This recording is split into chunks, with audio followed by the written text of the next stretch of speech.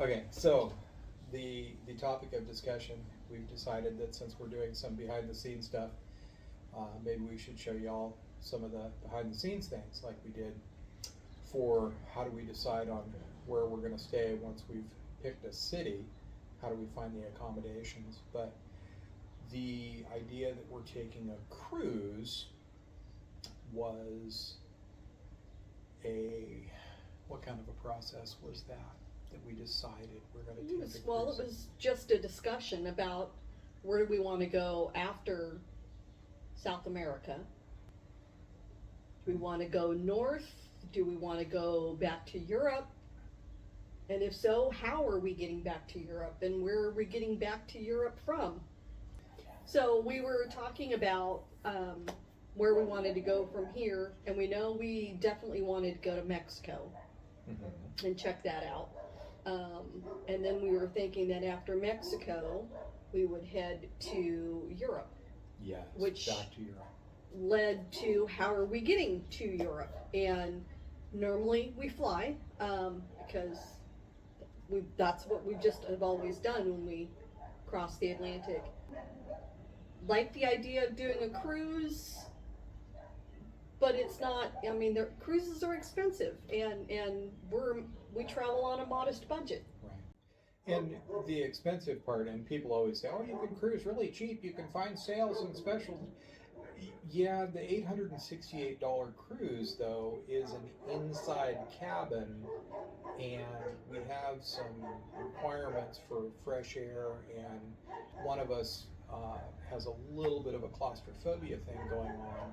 So a room with no windows, and certainly not a window that opened, was absolutely out of the question. Yeah, no interested in doing a cruise if I can't see outside, and not real thrilled with the idea of not being able to open a window. I like my fresh air. I have a fan going most of the time, or a window open, which is probably why you can hear the dogs barking. So we got to talking about how to get from this side of the water to that side of the water, and started investigating. So just how much would it cost us to cruise? And checked out. And also because we have no time limit. Yes, that's true. We're going from Mexico to Europe at some point. At some point, right. So started looking at a couple of the aggregator sites to see what cruises go for.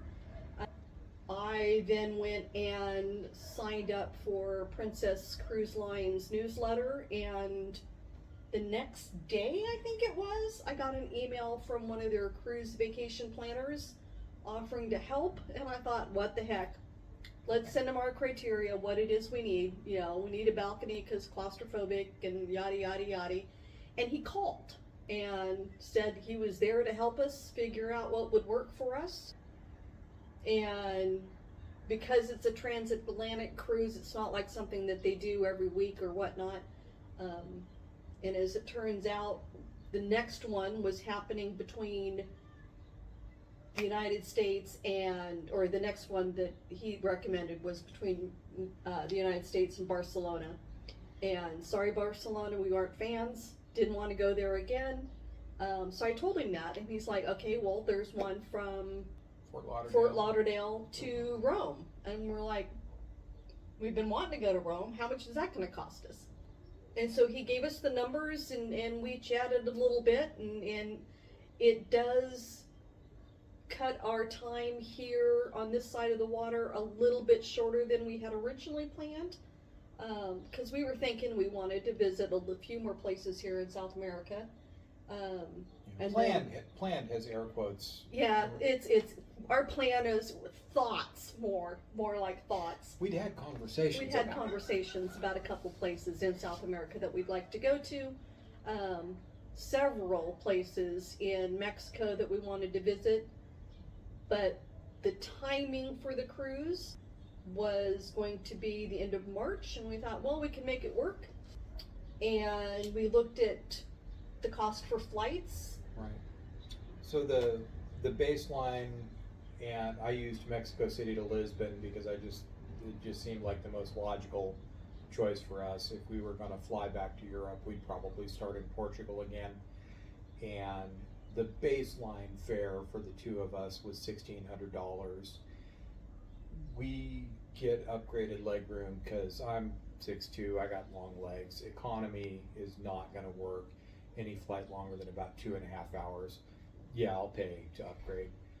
We spent $2,000 to fly transatlantic the last two times, basically. I think we were 1978 and 2147 for our two transatlantic flights this year. The idea of spending $3,100 for a cruise, which is 15 nights, looks a little more interesting, because I think, well, it's going to cost us $2,000 to get across the ocean anyway, and 15 nights, our average spend is right around $100 a day, so we're not wildly off budget there. So, we got it's a corner balcony. Yeah, I was to say the suite. cruise vacation planner, Mez, was able to get us a corner suite, a corner balcony, which has a slightly bigger balcony than the others. It's also somewhat enclosed, so we don't have the wind problem. But he was able to get us that for the same cost as would have been for one of the other balcony suites, or balconies, not suite, balcony rooms. Stateroom, there we go. Balcony stateroom. Balcony stateroom. And so it was $3,112. Yeah, $3,112. There was a promotion running that we qualified for $500 in onboard credit. I'm a military veteran, so we went through the process of sending that paperwork in, and that got us another couple $100 in credit. We also she learned through one of the cruise forums that if you're a shareholder in the parent company, then you get additional credit, and that depends on the length of the cruise. If you're doing a 7-night cruise, it's like $100 credit.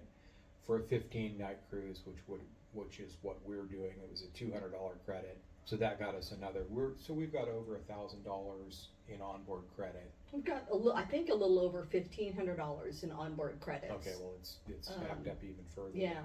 The other bit with the onboard credit is that a couple of days after we booked and made our final payment, I had noticed that they had dropped the cruise prices a little bit, and so they have a price guarantee sort of thing, which according to their website, if they drop the price before the final payment happens, then they will do a 120% onboard credit thing. So we had already made our final payment prior to the due date, but I went ahead and filled out the form and said, hey, you dropped the price.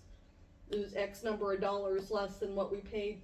And a couple of days later, they said, yeah, sure, here, we're going to give you some more onboard credits. So that brought up our onboard credits a little bit. And what the onboard credit thing is, for those that haven't cruised before, we've never cruised before, so this is all a learning curve for us, is that once you're on the ship, so your food's covered in like the main dining room with the cafes, things like that, plenty of places to eat. And there's coffee and tea and things like that, but alcohol drinks, if you wanted to do a Wi-Fi package, all that stuff, you can use your onboard credits for. We discussed buying one of their either premium or plus package, which would cover all of our alcohol. Not that we're big drinkers at all, but all of our drinks and Wi-Fi, and decided that it really didn't make sense for us.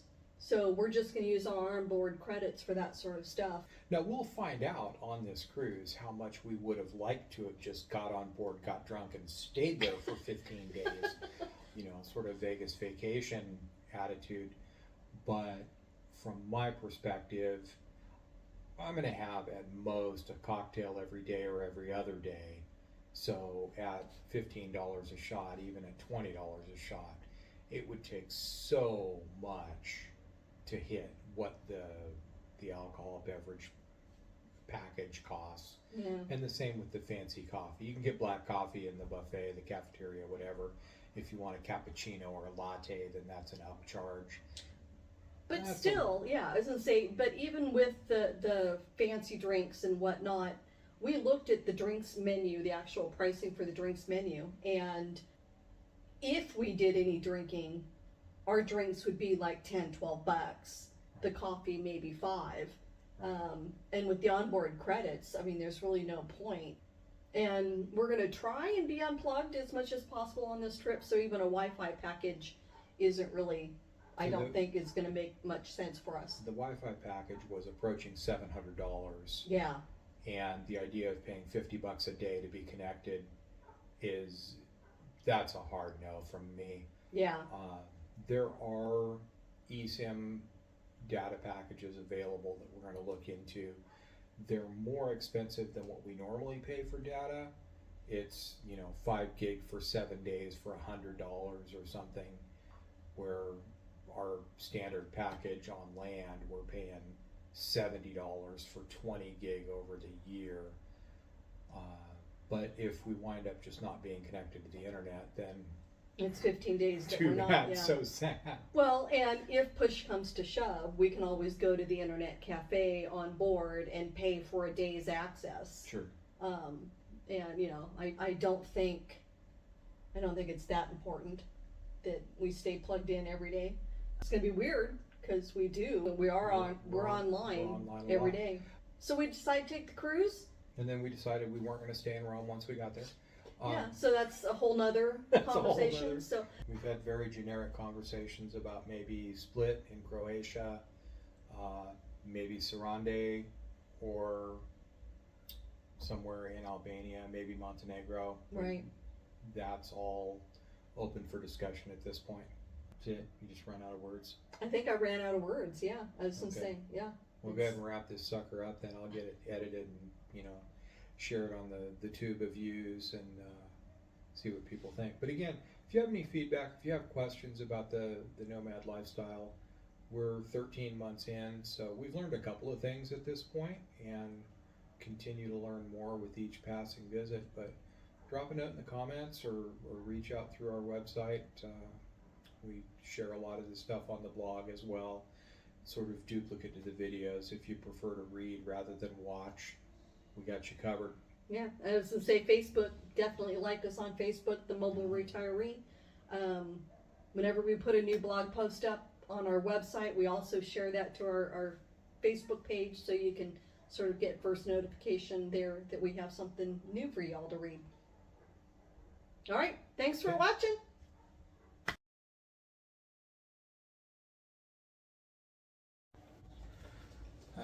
So anyway, that's running. And so that's a thing. Wow, what'd you do to my hair? I know, right?